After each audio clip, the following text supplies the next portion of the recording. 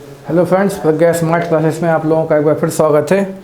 हम लोग अपनी कंपटीशन साइंस को और आगे बढ़ाएंगे। आज का टॉपिक है विद्युत धारा, इलेक्ट्रिक करंट। तो क्या होती है विद्युत धारा?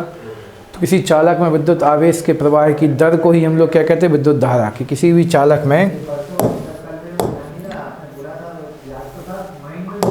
चालक में जो आवेश होता है, जिसको हम लोग पीछे Q से दर्शाते थे, वो यहाँ से वहाँ एक समय में कितना प्रवाहित हो सकता है, उसी को हम लोग बोलते हैं विद्युत धारा।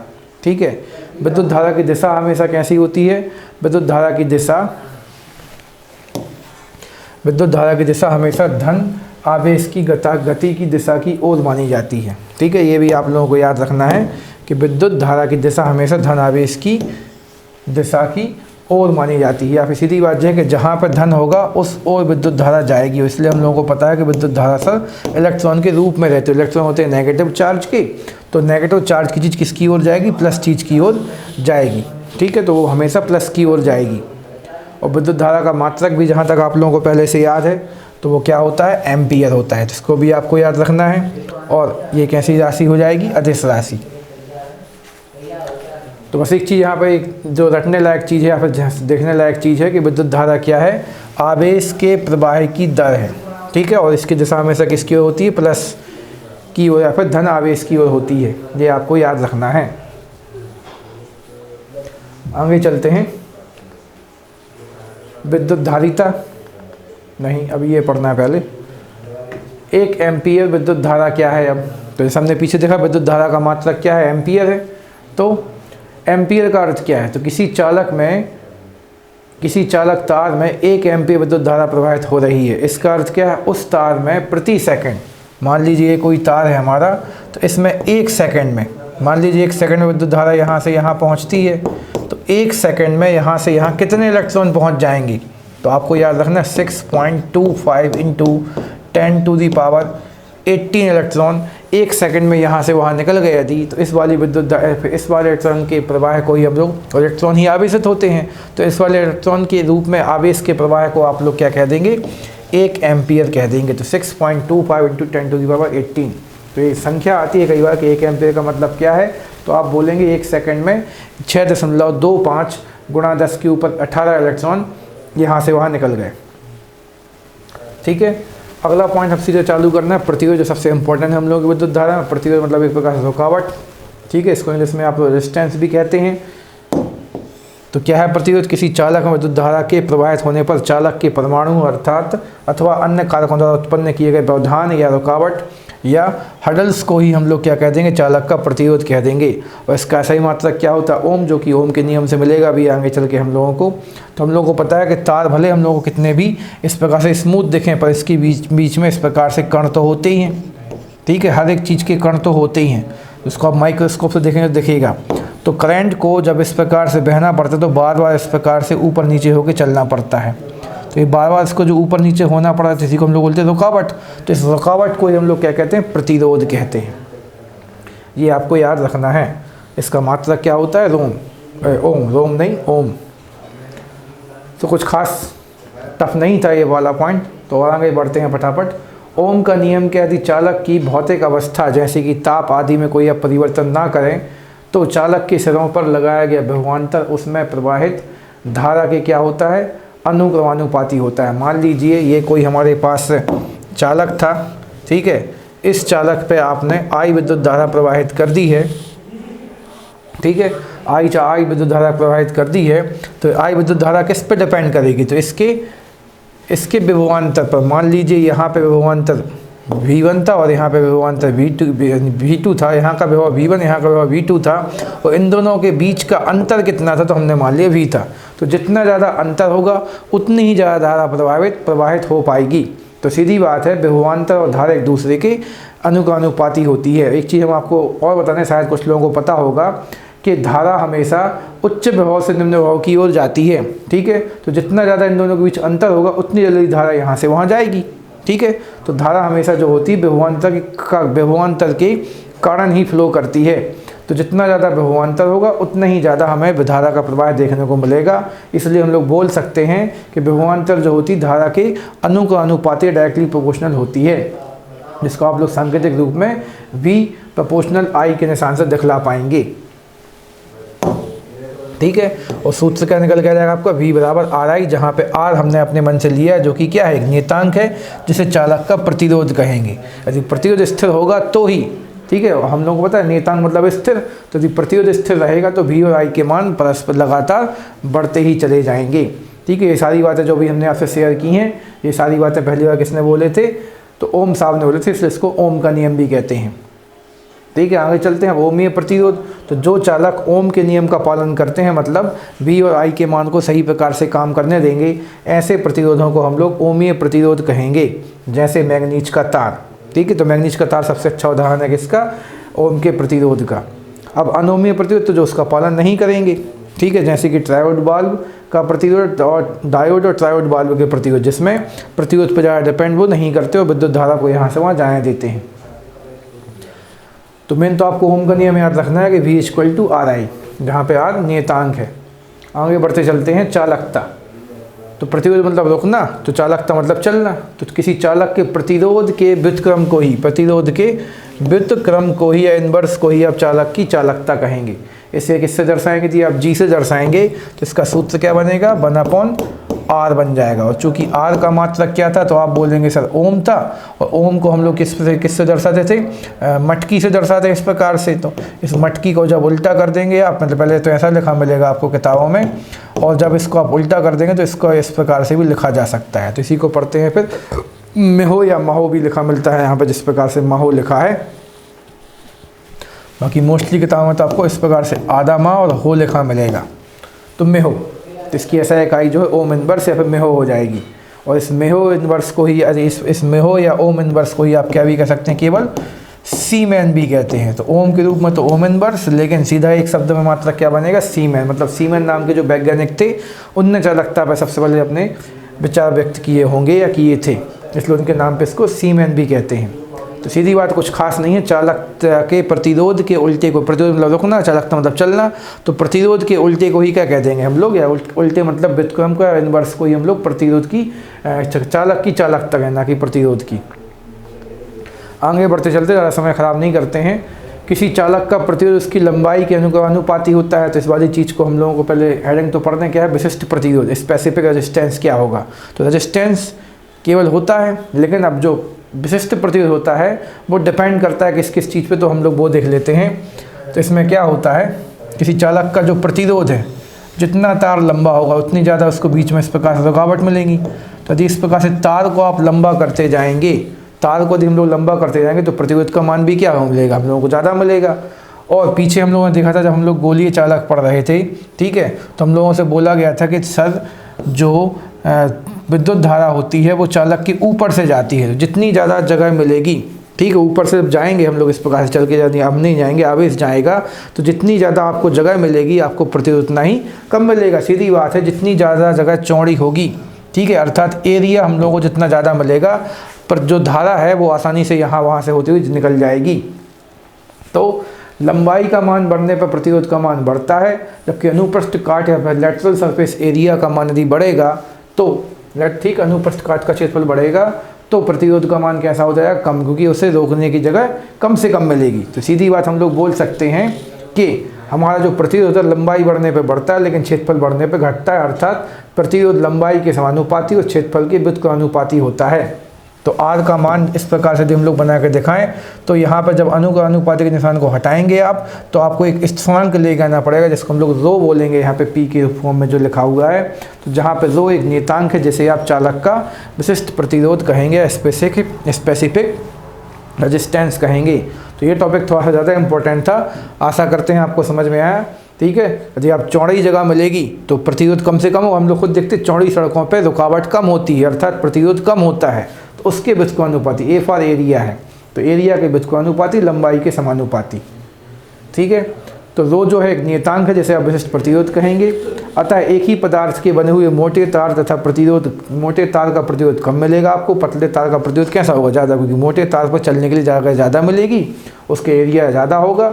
ठीक है, एरिया ज़्यादा होगा इसलिए प्रतिरोध कम होगा, और पतले तार पर एरिया कम होगा इसलिए प्रतिरोध आपको अधिक देखने को मिलेगा। तो इन चीज़ों को थोड़ा समझ के रखना है। और आगे बढ़ते चलते हैं। तो विशिष्ट चालकता क्या होती है? तो किसी चालक के विशिष्ट प्रतिरोध के व्युत्क्रम को, जिस प्रकार से पीछे देखा हम लोगों ने कि प्रतिरोध के व्युत्क्रम को चालकता, अब इसी प्रकार से विशिष्ट प्रतिरोध के व्युत्क्रम को हम लोग क्या कह देंगे? विशिष्ट चालकता कह देंगे। ठीक है, और इसको हम लोग इस प्रकार से न्यू से दर्शा देंगे और ये क्या हो जाएगा? 1/ρ के रूप में दिखलाया जाएगा। तो इसका ऐसा ही मात्रक क्या बन जाएगा? इसका ऐसा ही मात्रक जो यदि पीछे वाले का मात्रक हमने आपको एक्सप्लेन नहीं किया है, ठीक है, इसका भी ऐसा ही मात्रक बनाने की कोशिश करते हैं हम लोग। और वहाँ पर लिखा तो पहले इसको भी एक्सप्लेन करना पड़ेगा हमें कि जो ρ बराबर क्या हो जाएगा? r। यदि हम लोग यहीं पर ध्यान दें, ये लंबाई, जो लंबाई के लिए हम लोग केवल मीटर लिखेंगे, ठीक है, लंबाई के लिए मीटर लिखेंगे और एरिया के लिए क्या लिखेंगे? Metre square. तो 1 मीटर से 1 मीटर कट जाएगा, मतलब अपॉन में केवल कौन बचेगा?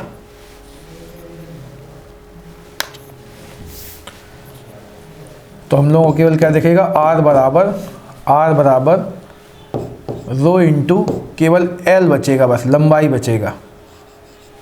ठीक है, तो ρ बराबर क्या हो जाएगा? r, और इसको हम लोग यहाँ पहुँचा देंगे तो मीटर, तो ओम इंटू मीटर। ठीक है, ओम इंटू मीटर, मटकी बनानी है हमारे लिए ओम की, तो ओम इंटू मीटर विशिष्ट चालकता का क्या बन जाएगा? विशिष्ट प्रतिरोध का बन जाएगा मात्रक। तो बस यहाँ पे ये ध्यान देना है आपको कि इसकी एल के रूप में केवल एक लंबाई है, क्षेत्रफल के रूप में लंबाई गुणा चौड़ाई या लंबाई गुणा लंबाई ही मानेंगे आप। तो एक लंबाई कट जाएगी, इसलिए यहाँ पे केवल मीटर बचेगा। तो हमने वो अधूरा लिखा है, रो नहीं लिखा है इसके साथ में। आप चाहो तो यहाँ पे भी आप लोग रो लिख दें। तो प्रतिरोध का मात्रक कैसे बनेगा? रो की सहायता से और इसकी एम की सहायता से, लेकिन अभी रो का मात्रक तुम लोगों को निकालना है। तो आप रो के मान के लिए इस प्रतिरोध आर के मान में एम का गुणा कर देंगे, तो R into M for metre है अभी यहाँ पे, और रो फॉर तो प्रतिरोध है, आर फॉर प्रतिरोध है। तो आर का मात्रक हम लोगों को पता है, प्रतिरोध का मात्रक ओम, और मीटर तो मीटर ही रहेगा, तो ओम इंटू मीटर। उसी प्रकार से इस विशिष्ट प्रतिरोध का उल्टा हम लोगों को पढ़ना है विशिष्ट चालकता। तो वहाँ पे हम लोग देख रहे थे कि उसका मात्रक क्या था? उसका मात्रक क्या था हम लोगों का? ओम था और मीटर था। तो अब इन दोनों पे ओम पे भी इन्वर्स लग जाएगा और मीटर पे भी क्या लग जाएगा? इन्वर्स, क्योंकि वो प्रतिरोध का क्या है? इन्वर्स है। तो इसका मात्रक बन जाएगा ऐसा ही, ओम मीटर, ओम इन्वर्स और मीटर इन्वर्स। तो कुछ खास नहीं, एक बार बस आपको बिल्कुल हल्के मन से, बिल्कुल इत्मीनान से, इसको संयम से, एक बार कॉन्सेंट्रेशन से यदि आप रिवाइज करेंगे सब कुछ याद होगा। बस हम लोग को ये याद रखना है, प्रतिरोध का ही व्युत्क्रम अर्थात 1/, में क्या लिख देंगे आप? चालकता। तो जब चालकता पूछेंगे तो आप प्रतिरोध का उल्टा बोल देंगे, और प्रतिरोध पूछेंगे तो चालकता का उल्टा कर दो। प्रतिरोध का मात्रक हम लोगों को क्या याद है? तो आप बोलेंगे सर ओम याद है। उल्टी मटकी जैसा चित्र आपको बनाना है। विशिष्ट लग जाएगा तो विशिष्ट लगा देंगे। बस ये कि विशिष्ट प्रतिरोध जो है वो लंबाई और क्षेत्रफल के साथ आपको व्यक्त करना, लेकिन लंबाई और क्षेत्रफल के कारण केवल वहाँ पे लंबाई बस बची थी। तो प्रतिरोध हम लोग बहुत देर से पढ़ रहे हैं। तो प्रतिरोधों का संयोजन अगला पॉइंट बनता है। तो प्रतिरोधों का संयोजन कितने प्रकार से? द कॉम्बिनेशन ऑफ रेजिस्टेंस कितने प्रकार का होता है? तो आप बोलेंगे 2 प्रकार का होता है। एक तो श्रेणी क्रम में, मतलब सीरीज कॉम्बिनेशन, जहाँ पे आप प्रतिरोधों को इस प्रकार से जोड़ सकते हैं। मान लीजिए इसका प्रतिरोध R1 था, इसका प्रतिरोध R2 था, इसका प्रतिरोध R3 था। तो श्रेणी क्रम में संयोजित प्रतिरोधों का समतुल्य प्रतिरोध जो है समस्त प्रतिरोधों के योग के बराबर होता है। मान लीजिए इस पूरे परिपथ का प्रतिरोध R था, तो R बराबर केवल क्या होगा? R1 plus R2 plus R3। ठीक है, तो ये होगा श्रेणी क्रम में। और यदि n हो गई तो हम लोग यहाँ पे प्लस n तक चले जाएंगे, कोई खास दिक्कत नहीं बताएंगे। लेकिन जब बात आएगी समांतर क्रम की, तो समांतर क्रम में जाने पर इस प्रकार से आपको जोड़ना पड़ता है।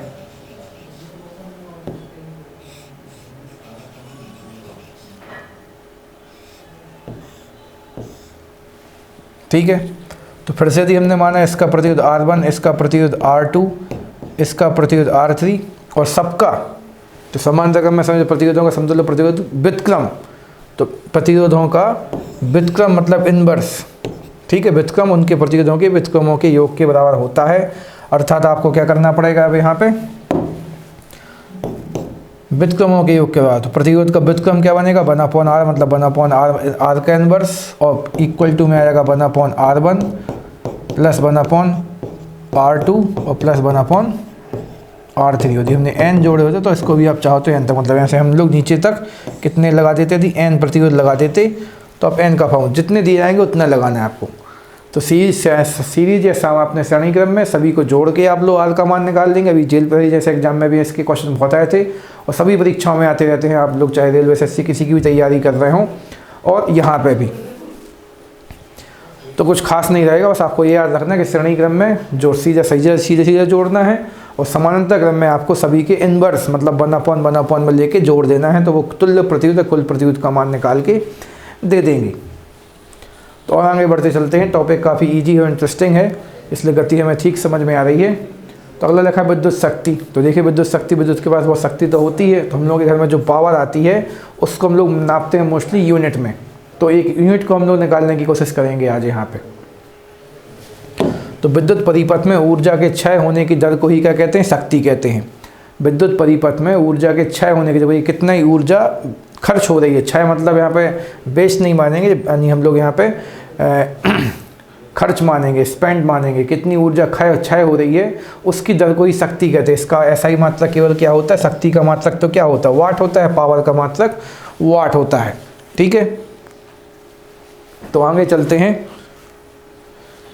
तो किलोवाट घंटा, तो ऐसे हम लोगों को पता भी कि केवल वाट होता है, केवल शक्ति का मात्रक, लेकिन यहाँ पे हम लोग देखते हैं कि मोस्टली हम लोगों के देश में शक्ति का उत्पादन या फिर बिजली का उत्पादन किस में होता है, तो किलोवाट घंटे में होता है। और 1 किलोवाट घंटे को ही हम लोग क्या बोलेंगे, 1 यूनिट बोलेंगे।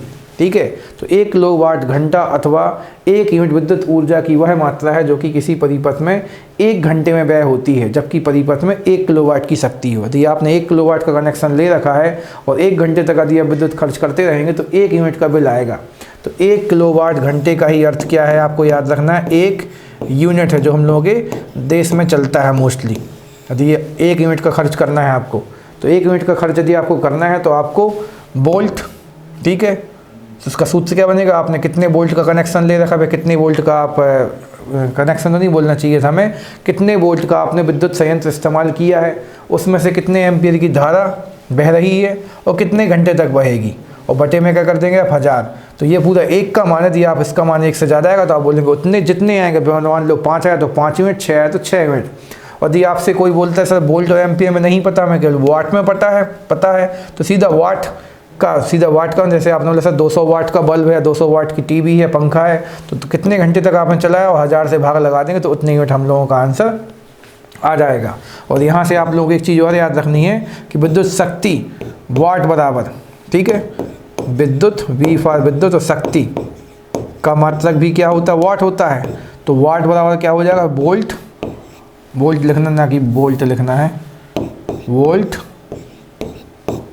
और गुणा में एम्पियर। ठीक है, वोल्ट मतलब क्या, विभवांतर, एम्पियर मतलब धारा।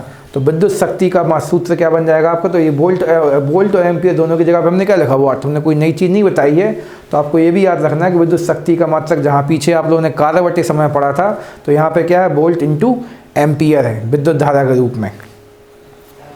तो इसको थोड़ा याद रखना है, इससे आप लोग यूनिट्स के मान निकाल सकते थे। ये क्वेश्चन आपसे बन जाते कुछ भी ऐसे, हमने न्यूमेरिकल क्वेश्चन पहले ही डाल रखे हैं आप लोगों के सामने। यदि कोई आपसे बोलता कि एक मान लो 500 वाट का कोई भी विद्युत उपकरण है, 10 घंटे तक उपयोग हुआ तो कितनी बिजली खर्च होगी, तो आप कुछ नहीं करेंगे, 500 और गुणा में 10 घंटे और बटे में 1000 है, 3 जीरो आपने काट दिए, मात्र कितना बचा, 5। तो 5 क्या है, 5 यूनिट, और यूनिट का ही अर्थ क्या होता है, किलोवाट घंटा। कई बार सीधा क्वेश्चन ही बनता है कि 1 यूनिट का अर्थ क्या, तो आप बोलेंगे किलोवाट घंटा। यदि आप इसका अर्थ क्या कि आपने 1 किलोवाट का कनेक्शन लिया था, 1 किलोवाट विद्युत शक्ति का उपयोग आपने 1 घंटे तक किया, उसको भी बोलते 1 यूनिट। पर यहाँ पे तो 5000 हो गया है, तो इसका मतलब ये है कि आपने 5000 किलोवाट का उपयोग किया था 1 घंटे तक। तो 5000 गुणा 1 का मतलब 5000, तो कुछ खास नहीं। तो ज़्यादा भी समझाते नहीं तो फंस जाओगे आप लोग समझते। इसलिए बस आपको इतना याद रखना, जो भी क्वेश्चन आएंगे आपको वाट के रूप में आएगा तो आप इस वाले में मान रख देना, और वोल्ट और एम्पियर है तो ऊपर वाले में मान रख देना, क्योंकि वाट की वैल्यू क्या होती है, वोल्ट इंटू एम्पियर। तो आसानी से समझ में आएगा, बस थोड़ा सा कॉन्सेंट्रेशन अप्लाई करते रहें और याद भी हो जाएगा। अब अमीटर की बात करें तो विद्युत धारा को एम्पियर में नापने के लिए अमीटर नामक यंत्र का प्रयोग किया जाता है। इसे परिपथ में सदैव श्रेणी क्रम में लगाया जाएगा। ठीक है, तो यदि आप लोग ये चाहते हो कि हम भैया किसी भी चीज़ के अंदर कितनी विद्युत धारा प्रवाहित हो रही है, तो उसके लिए आप किसका यूज करेंगे, एमीटर। तो मेन तो आपको ये याद रखना है क्वेश्चन में क्या बनता है कि एमीटर का उपयोग किस में होता है, तो आप बोलेंगे विद्युत धारा या फिर इलेक्ट्रिक करंट के फ्लो को नापने के लिए, ठीक है। एम्पियर में नापने के लिए आप एमीटर का यूज करेंगे, और जहाँ भी आप इसको यूज कर रहे हैं, जिस भी सर्किट में परिपथ में यूज कर रहे हैं, उसे हमेशा किस क्रम में जोड़ना है, एमीटर को श्रेणी क्रम में जोड़ना है, ठीक है। सीरीज ऑर्डर में जोड़ देना है आपको, सीधा श्रेणी क्रम में जोड़ देना है। और एक आदर्श एमीटर का प्रतिरोध कैसा होना चाहिए, शून्य, मतलब वो विद्युत धारा को बिल्कुल भी प्रभावित नहीं करेगा, आसानी से यहाँ से वहाँ जाने देगा, जब तो वो उसको आसानी से नाप पाए, मतलब छोटे से छोटे मान को भी नाप पाएगा। तो इसके प्रतिरोध का मान कैसा होना चाहिए, शून्य होना चाहिए, तो बेस्ट क्वालिटी का मीटर कहलाएगा। इसी के विपरीत वोल्ट मीटर आपको एक पढ़ना होता है। तो वोल्ट मीटर क्या होता है, तो वोल्ट मीटर का उपयोग किन्हीं दो बिंदुओं के बीच के विभवांतर को, ठीक है, वोल्ट की वैल्यू को नापने के लिए विभवांतर का यूज करेंगे, क्योंकि हमने पीछे पढ़ा था विभवांतर से ही तो क्या चलने लगती है, विद्युत धारा चलने लगती है। तो विद्युत धारा का मान आप उससे नाप लेंगे, वोल्ट या विभवांतर का मान किससे नाप लेंगे, वोल्ट मीटर से, ठीक है। इसे परिपथ में किस क्रम में जोड़ेंगे, तो उसको जोड़ा हमने श्रेणी क्रम में, तो इसको जोड़ देंगे कौन से क्रम में, समानांतर क्रम में। तो ये भी क्वेश्चन सबसे ज़्यादा बनते हैं परीक्षाओं में फैक्ट के रूप में, कि वोल्ट को जोड़ना है समानांतर क्रम में परिपथ में, और मीटर को जोड़ना है श्रेणी क्रम में। और एक आदर्श वोल्ट मीटर का उसका प्रतिरोध शून्य था, शून्य का अपोजिट क्या हो जाए, अनंत। तो इसको एक आदर्श वोल्ट मीटर का प्रतिरोध हमेशा कैसा होना चाहिए, अनंत, ठीक है। और उससे विद्युत धारा का मान कैसा हो जाएगा, शून्य हो जाएगा। तो आगे चलते चलते हैं, अभी तो टॉपिक इजी है, बस आपको ये याद रखना कहाँ पे श्रेणी क्रम बोलना है, कहाँ पे समांतर क्रम बोलना है, और वहाँ पे एमीटर का प्रतिरोध शून्य, ठीक है। तो यहाँ पे कितना हो जाएगा, अनंत हो जाएगा।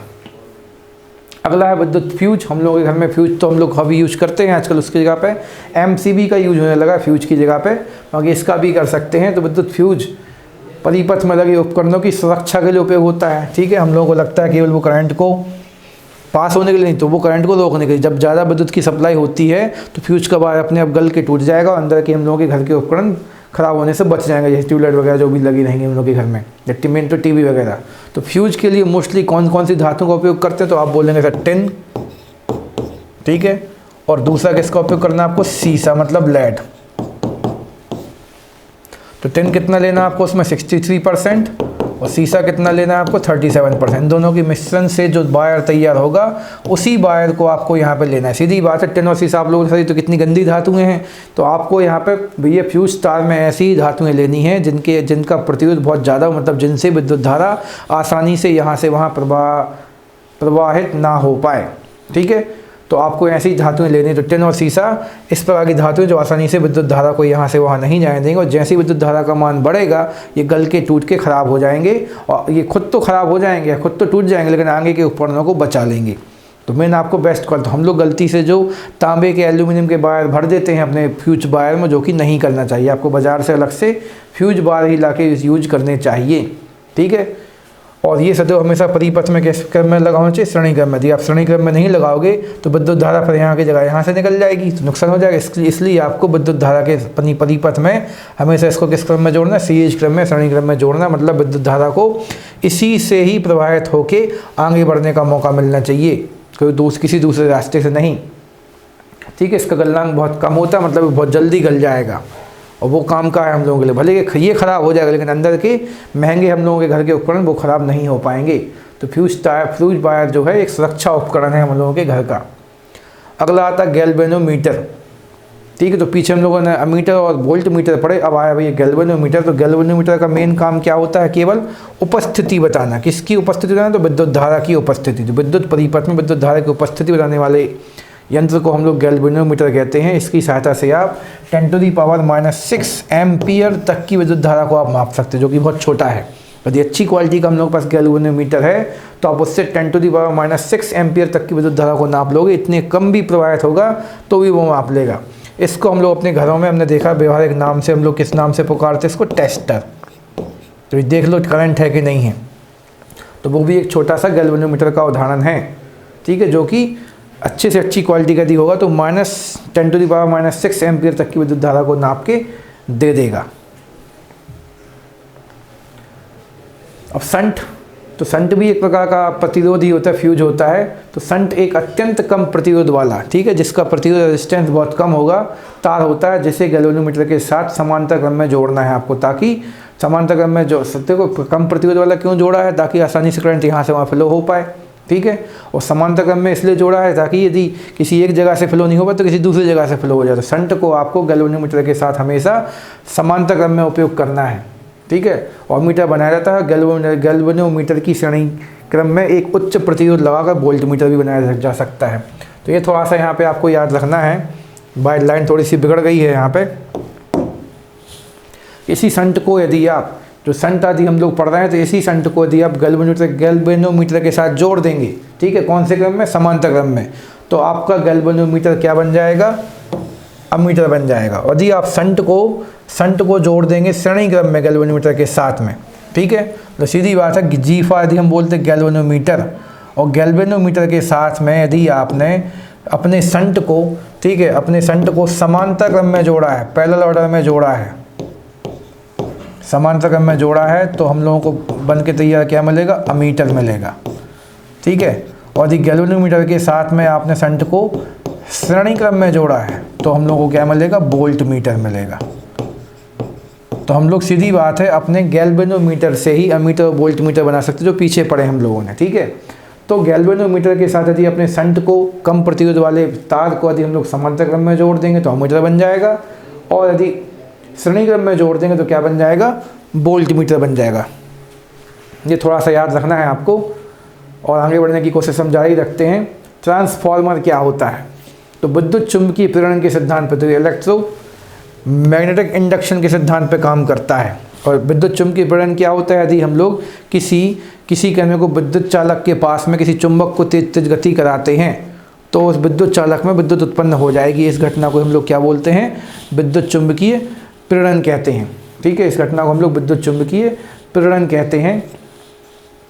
तो उसी सिद्धांत पे ट्रांसफार्मर काम करता है, ठीक है। ट्रांसफार्मर के सिद्धांत पर कार्य करने, तो विद्युत जो ट्रांसफार्मर है विद्युत चुंबकीय प्रेरण के सिद्धांत पर कार्य करने वाला यह एक ऐसा संयंत्र है जो उच्च मतलब हाई एसी वोल्टेज को, अल्टरनेटिव करंट को, ठीक है, alternative current high AC voltage को निम्न एसी वोल्टेज में एवं निम्न एसी वोल्टेज को उच्च मतलब high to low, low to high, लेकिन किसको, तो आपको मेन तो याद रखना एसी वाले को, ना कि डीसी वाले को, ठीक है, बदलता रहता है। यह केवल प्रत्यावर्ती धारा के लिए ही काम करता है। तो हमने पीछे ही बोल दिया। तो मेन तो आपको याद रखना, ट्रांसफार्मर हम लोगों के मोहल्लों में, घरों में, कॉलोनियों में, घर तो नहीं बोलना चाहिए था, कॉलोनियों में लगे रहते हैं, जिनका काम होता है हाई वोल्टेज को निम्न वोल्टेज में और साथ में निम्न वोल्टेज को हाई वोल्टेज में यूज के अनुसार चेंज करते रहना। वो काफ़ी महंगे होते हैं। जो हम लोगों की भेल नाम की जो कंपनी है BHEL, वो इन्हीं ट्रांसफार्मर्स का निर्माण करती है। हैवी इलेक्ट्रिक लिमिटेड, तो हैवी इलेक्ट्रिक सिस्टम्स का यूज करने निर्माण करती सिस्टम है, फिर संयंत्रों का निर्माण करती रहती है। अगला है ये AC डायनामो। तो AC डायनामो क्या, तो इसी को आप लोग जनरेटर के नाम से जानते हो। हम सबको पता है जनरेटर क्या करता है, विद्युत पैदा कर सकता है। तो यह यांत्रिक ऊर्जा को विद्युत ऊर्जा में चेंज करता है, मैकेनिकल एनर्जी को इलेक्ट्रिक एनर्जी में चेंज करता है। यह विद्युत चुंबकीय प्रेरण के सिद्धांत पर काम करता है, ठीक है, विद्युत चुंबकीय प्रेरण के सिद्धांत पर कार्य करता है। तो और कुछ खास नहीं। तो ये भी किस सिद्धांत पे काम करता है, तो ये भी आपको याद है, जनरेटर जो शादियों में लगा के हम लोग डांस करते हैं जिन पे, तो वही है विद्युत जनरेटर हम लोग है। फिर इसी को हम लोग किताबी भाषा में बोलेंगे AC डायनामो, ठीक है। तो ये भी विद्युत चुंबकीय प्रेरण के सिद्धांत पे काम करता है। उसमें पंखा घूमता है, मतलब यांत्रिक ऊर्जा होती है, उससे विद्युत बनने लगती है। अब आया भैया विद्युत मोटर। तो यह एक ऐसा यंत्र है जो विद्युत ऊर्जा को किस में चेंज करता है, यांत्रिक ऊर्जा में। जैसे हम लोग अपने घर की पानी की मोटर जो होती है उसको विद्युत देते हैं तो उसका पंखा घूमने लगता है, पानी भी आगे बढ़ने लगता है, ठीक है। तो यह एक ऐसा यंत्र है जो विद्युत ऊर्जा को यांत्रिक ऊर्जा में बदल देता है और पानी को आगे बढ़ा देता है। पर इसमें लेकिन आपको एक चीज़ याद रखनी है, ये विद्युत चुंबकीय प्रेरण के सिद्धांत पर काम नहीं करता, ठीक है। स्पष्ट लिखा है नहीं करता, काटा हमने क्यों है, ताकि आप लोगों को याद रहे।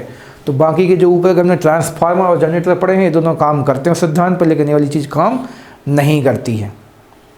तो ये थी हम लोगों की विद्युत चैप्टर। तो इसको आप लोग रिवाइज कीजिए, कोई डाउट बनता है तो हमसे संपर्क कीजिए।